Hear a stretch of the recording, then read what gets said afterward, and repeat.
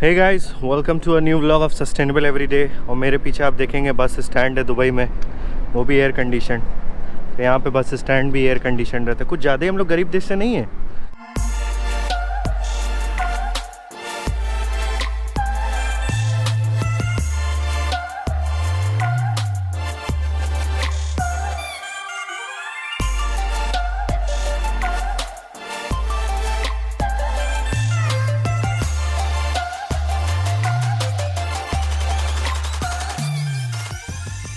और गाइज़, आज के जो हम इस व्लॉग में डिस्कस करने वाले हैं वो ये कि बहुत सारे लोगों का रिक्वेस्ट आया था कि सर हमारे साइट पे क्या है कि सोलर का डस्ट बहुत ज़्यादा है। मतलब डस्ट लेवल बोले तो एक डिफरेंट काइंड की सॉइलिंग, जैसे सीमेंट का सॉइलिंग होता है, या बहुत जगह मेटल इंडस्ट्रीज़ है तो मेटल एक्सक्लूजन जहाँ पे होता है तो वहाँ पे थोड़ी सी रस्टेड फॉर्म में डस्ट मॉड्यूल के ऊपर आ जाती है। या तो एक मैं आपको बहुत रेयर कंडीशन बताऊँ मेरे एक्सपीरियंस में, there was one plant, Kingfisher का प्लांट था जहाँ पे बियर मैन्युफैक्चरिंग होता है। सो वहाँ पे प्लांट के ऊपर एक glycerine type very sticky material, chemical जैसा उसके ऊपर फॉर्म हो जाता था, which was very hard to remove. तो इन सब प्लांट्स का क्या फ्यूचर है? मतलब जिन्होंने वहाँ पे ऐसी जगह पे प्लांट लग गया है जहाँ पे सीमेंट सॉइलिंग है और वो हार्ड हो रही है, and then you have some metallic rust which is accumulating over the module, तो उसका फ्यूचर क्या रहने वाला है? इन प्लांट को कैसे मेंटेन करना है? ठीक है, इसमें फर्दर इम्प्रूवमेंट हम क्या कर सकते हैं? कोई केमिकल हम यूज़ भी कर सकते हैं कि नहीं इसको इम्प्रूव करने के लिए? तो वो सब सारी चीज़ें आज हम इस वीडियो में डिस्कस करेंगे। कमर्शियली भी हम आज इस वीडियो में डिस्कस ये करेंगे कि कमर्शियल पॉइंट ऑफ व्यू से अगर हमारे पास कुछ ऐसे अपॉर्चुनिटी आ जाती है कि क्लाइंट हमें कह रहा है कि नहीं, हमारे साइट पे आपको ऐसा प्लांट इंस्टॉल करना है, लेकिन हमारे साइट पे ऐसा सीमेंट डस्ट का फैक्टर बहुत ज़्यादा है या केमिकल फैक्टर बहुत ज़्यादा है, पता नहीं आपका प्लांट यहाँ पे सक्सेसफुल होने वाला भी है कि नहीं, तो उस चीज़ पे भी हम यहाँ पे डिस्कस करेंगे। तो सबसे पहले तो इस वीडियो को स्टार्ट करने से पहले उन लोगों को 21 तोपों की सलामी जिन लोगों ने ऐसे प्लांट किसी ना किसी क्लाइंट को बेच दिया है और इंस्टॉल कर दिया है। क्योंकि भाई इस दुनिया में दो तरीके के लोग होते हैं। पहले 0.01% मेरे जैसे लोग जो कि एंड क्लाइंट को एक्सप्लेन करते हैं कि सर हमने आपके साइट का ऑडिट कर लिया है, ठीक है, वहाँ पे आपके बिल्डिंग का हाइट ये है, एजिमुथ ये है, बट सॉइलिंग लेवल कुछ ऐसा है कि अगर आप यहाँ पे इन्वेस्टमेंट करते हो, एक सोलर प्लांट लगाते हो, so it is not going to work out, क्योंकि वो आपके मॉड्यूल को परमानेंटली डैमेज कर सकता है। और दूसरे तरीके के लोग होते हैं, क्या बोलेंगे उनको, दल्लापन बोलेंगे। मतलब कि जिनका फिनोमिना क्या रहता है, 1 kilowatt is equal to 4 unit, यानी अगर आप 1 मेगावाट लगवा लेते हो तो आपको 4000 यूनिट मिलेगा एक दिन में। तो मतलब ये तो लोगों को उल्लू बनाने वाली बात हो गई ना यार, मतलब गज़ब टोपीबाज वाली बात। ऐसा नहीं करना चाहिए। देखिए, जिनको इन्फॉर्मेशन नहीं रहती है, जिनको नहीं मालूम है कॉन्सेप्ट कि फ़ोटोवोल्टिक टेक्नोलॉजी काम कैसे करती है, तो उनको एक्सप्लेन करना बहुत ज़रूरी है, खासकर इन सारी साइट्स के लिए जहाँ पे ऐसे सॉइलिंग के इशू हैं। Because those sites are designed in such a way कि the soiling will be there, you cannot stop it, it is happening 24/7 every second, ठीक है।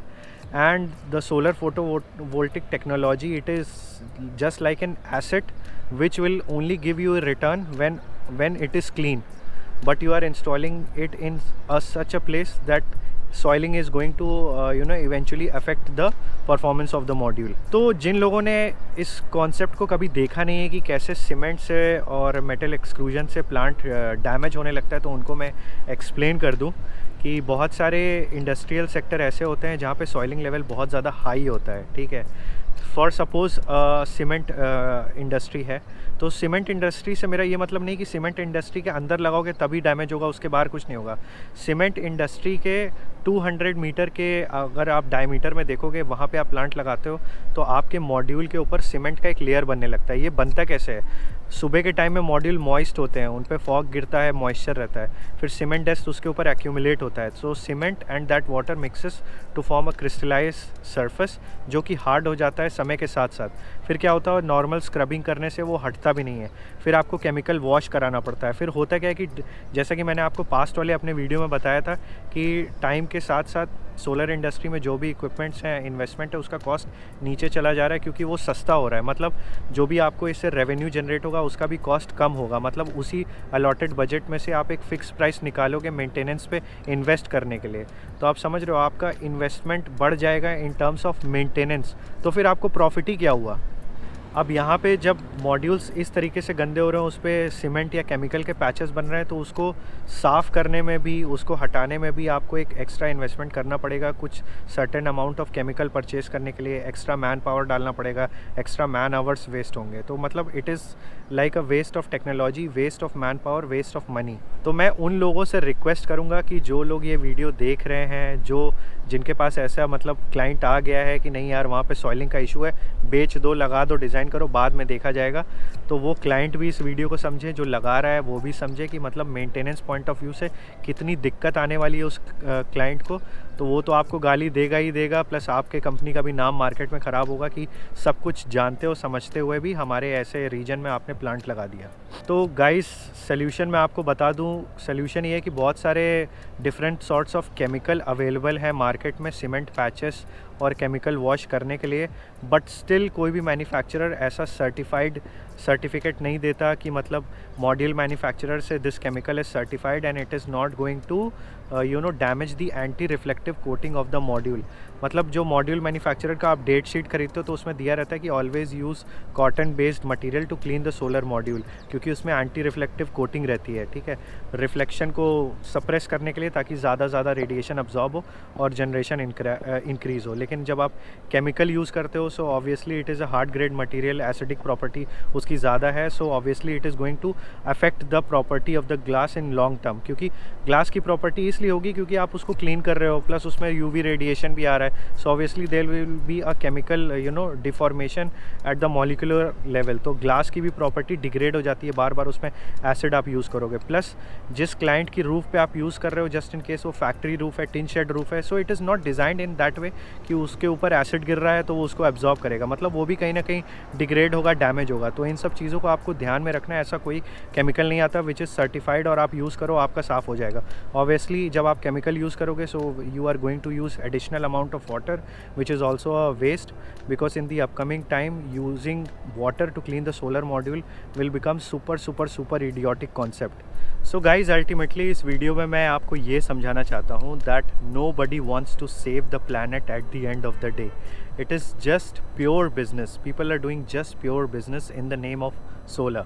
As an educated corporate individual, you understand it in this way कि just in case हमारा human body है, so there are lot of minute microorganism which are eating our body from the inside.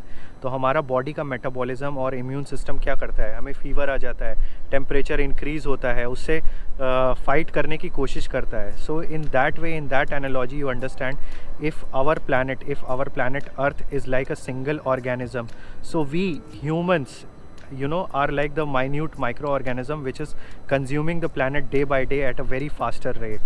So that's why this climate changing is happening in order to stabilize the situation. So if you are aware about this, so definitely we should not damage the resources which is available with us.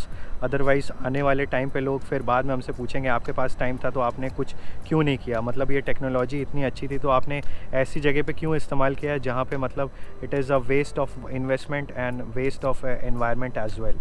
Okay guys, so I hope ये video आपको काफ़ी अच्छा लगा होगा। सो अभी जो next video रहने वाला है, so as I promised earlier, I have this CAT 60 thermal camera, तो इसके ऊपर भी मैं एक इंफ्रारेड थर्मल इमेजिंग कैसे करते हैं तो उसके ऊपर मैं वीडियो बनाने वाला हूँ, ठीक है।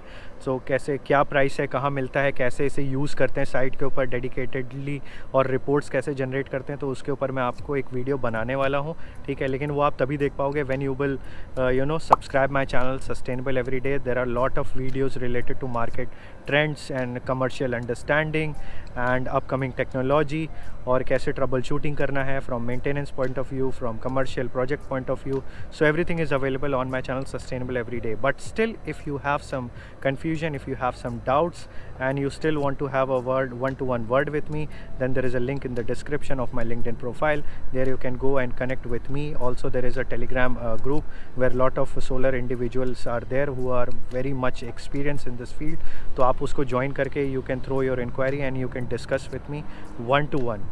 So thanks for watching this vlog, guys. I hope this was quite informative with you, and I will catch you guys in my next vlog.